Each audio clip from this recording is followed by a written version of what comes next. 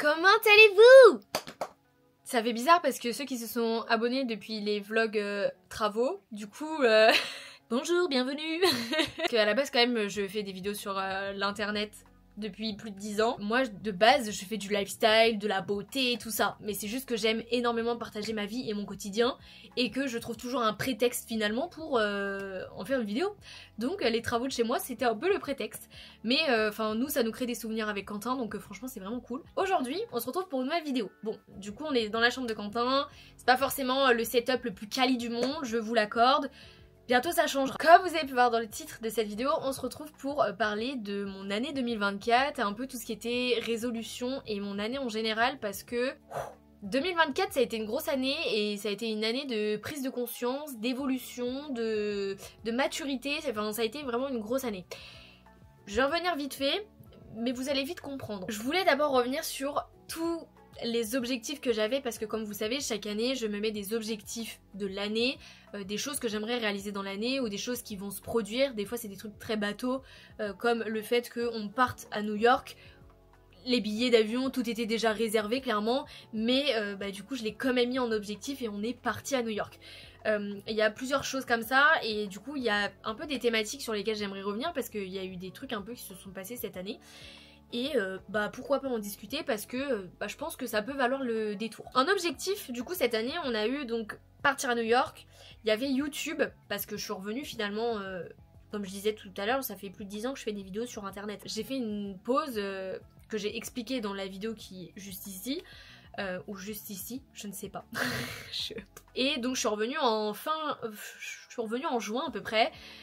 Et en fait après tout s'est accéléré finalement parce que on a cherché une maison, on a trouvé une maison, j'ai continué à tourner des vidéos, en même temps je vous ai pas parlé de la maison parce que je voulais absolument que ça se fasse. Et après il y a eu les vlogs travaux, voilà il y a eu un peu tout ça mais du coup il y avait YouTube, il y avait avoir 30 000 € de côté, l'organisation du mariage et prendre son indépendance. Donc New York déjà, on est parti à New York avec ma mère, mon beau-père et mes deux petits frères et Quentin en avril 2024 pendant les vacances scolaires et c'était franchement, c'est la première fois que, alors c'est pas la première fois que je fais des vacances familiales, mais c'était la première fois qu'on faisait des vacances familiales donc avec Quentin et ma mère, mon beau-père et mes frères. C'était vraiment une expérience unique et on a fait vraiment énormément de trucs et franchement, enfin c'était incroyable comme voyage. Moi j'ai vraiment adoré New York pour le coup. Et on est parti à New York parce que c'était le rêve de mon beau-père. À la base on devait partir en 2023 ou 2022 peut-être, mais c'est mes parents qui ont retardé le voyage parce qu'ils faisaient construire leur maison donc c'était un peu compliqué de partir. Et là du coup on s'était dit bon bah 2024 on part à New York et tout. Et donc du coup on est parti et franchement c'était vraiment top. On n'est pas forcément parti à une période où là-bas il fait beau, vous voyez des petits pulls comme ça, une veste et tout, hein, une écharpe, c'était nickel. Mais d'un autre côté on n'avait pas trop chaud et on n'avait pas trop froid, donc franchement au top. Je vous mets la vidéo si vous voulez là de mon voyage à New York, de tout ce qu'on a fait. Bon, ça pourra un peu plus vous aider parce que là on en discutait, bon voilà. Donc YouTube, ce que je disais tout à l'heure, donc je suis revenue qu'en juin et ça me tenait à cœur de revenir. À la base je voulais revenir avec 2 vidéos par semaine etc parce que maintenant j'ai plus d'école donc je suis capable de pouvoir les faire, les 2 vidéos par semaine. Sauf en fait pour filmer des vidéos en étant chez mes beaux-parents, comme j'avais expliqué dans ma vidéo mon retour, c'est compliqué, c'est très compliqué. Donc j'ai un peu hâte d'avoir mon chez moi du coup pour que je puisse vous faire soit 2 vidéos par semaine, soit je reste à 1 vidéo par semaine, mais des choses vraiment j'ai envie un peu de changer de format. J'ai des petites idées, je vous en dis pas plus, mais il y a des petites idées comme ça et vraiment normalement ça devrait être cool. 30 000 € de côté, alors ça vous savez l'argent c'est pas du tout un tabou, j'en ai déjà parlé, j'ai déjà fait des vidéos sur comment mettre 5 000 € de côté en étant étudiante, machin, j'ai fait beaucoup de vidéos. Là l'objectif c'était les 30 000 parce que il y avait la maison. Bien évidemment parce que nous avec Quentin on s'était dit quand même début d'année 2024 que ça y est, cette année on prend notre indépendance, on s'en va, mais on savait pas en fait finalement si on allait acheter, si on allait prendre une location. Il y a eu un peu plein de sujets. À la base on devait partir depuis bien plus longtemps, sauf quand j'étais étudiante mon dossier n'était pas accepté en agence immobilière, en location, même si j'ai un revenu. Donc on s'est dit non, donc suite à ça on avait acheté des meubles etc. Ensuite du coup on s'est dit bon bah on met des sous de côté. Il y a eu le Covid, il y a eu l'explosion des taux, donc ça aussi c'était compliqué. Et finalement on s'est dit bon bah vas-y on va sauter le pas. Et donc c'est pour ça que il y avait un enjeu quand même financier qu'il fallait mettre des sous de côté. Je vous ferai une vidéo dans quelques semaines pour vous parler justement de tout ça, de tout cet aspect financier, on a acheté à 24 et 27 ans, donc en gros comment on a fait et comment se passe le processus d'achat d'une maison. Donc voilà, mais globalement je les ai presque atteints, il me restait je crois 1000 ou 2000 euros ou un truc comme ça, je les ai presque atteints, mais déjà je suis très contente d'avoir mis tous ces sous de côté et qui nous sert pour le coup pour les travaux de la maison. Ensuite l'organisation du mariage, parce que ça me fait un peu rire parce que du coup j'en ai parlé. Soit je vous en ai parlé dans la vidéo mon retour et après je vous ai fait une vidéo sur ma story time de ma demande en mariage que je vous mets aussi ici. C'est bien parce que ça fait une petite rétrospective de l'année, donc du coup vous avez toutes les vidéos. Donc l'organisation du mariage, j'avais parlé parce qu'il faut savoir que du coup la demande en mariage a été faite à Hawaï lors de notre voyage en septembre 2023. Donc oui, nous sommes en janvier 2025, mais bon, grosso modo, pourquoi on se marie aussi si tard? Parce que du coup, demande en 2023, 2025, toujours pas de mariage. C'est pour 2026 du coup, et pour un aspect financier. C'est-à-dire que je veux faire vraiment un mariage qui me corresponde et je veux faire un beau mariage. J'ai pas envie de me restreindre au niveau financier, même si on se restreint un peu quand même. Mais j'avais envie d'un beau mariage et donc un beau mariage ça coûte cher. Clairement, je vous en parlerai aussi, mais ça coûte extrêmement cher. Et donc on a fait le choix d'être dans 3 ans parce que aussi en 2023, alors on savait pas si on allait avoir une maison en location, enfin ou une location, si on allait acheter, etc. On savait pas non plus si on allait être toujours chez mes beaux-parents ou pas. Enfin, il y avait plein d'aspects. Donc du coup, finalement, on s'est mis cette date loin pour avoir le temps et finalement... avoir acheté fin d'année 2024 et là emménager normalement en 2025, ce qui va nous permettre de reprendre les préparatifs du mariage pour pouvoir terminer, qu'on puisse se marier en 2026. J'avais quand même mis organisation du mariage parce que on a trouvé notre lieu en novembre 2023, notre photographe vidéaste en novembre 2023 également. Ensuite après je me suis renseignée auprès des autres prestataires. Donc il y en a, c'était beaucoup trop tôt, etc. Et en 2024, j'ai avancé sur tout ce qui était déco, moodboard, inspiration. J'ai encore recontacté des prestataires, etc. etc. J'ai bien avancé. Je vous ferai une vidéo vraiment à ce sujet. Mais j'ai bien avancé, je vais pouvoir vous dire un petit peu l'ambiance, le mood, l'esprit. Et enfin, bon bah du coup, prendre son indépendance, je pense que... Alors on n'y est pas vraiment, en mode vraiment indépendance de fou et tout. Mais bon, on a déjà acheté notre maison, c'est déjà... excellent, on fait les travaux dans cette maison et après bon bah c'est bon quoi. Ensuite il y avait un peu tout ce qui était, vous savez, les objectifs un peu qu'on met tous et que finalement bah il se passe rien. Faire du sport, boire de l'eau, skincare, éteindre le téléphone à 21h, lire et tout, j'ai rien fait. Et ça joint sur le fait de mon année 2024 parce que ce que je disais tout à l'heure, ça a été vraiment une année un peu... J'en ai craché carrément. 2024, ça a pas très bien commencé et ça a pas très bien fini non plus. Il faut vraiment que, parce que ça ne me concerne pas moi directement et donc c'est un peu, voilà.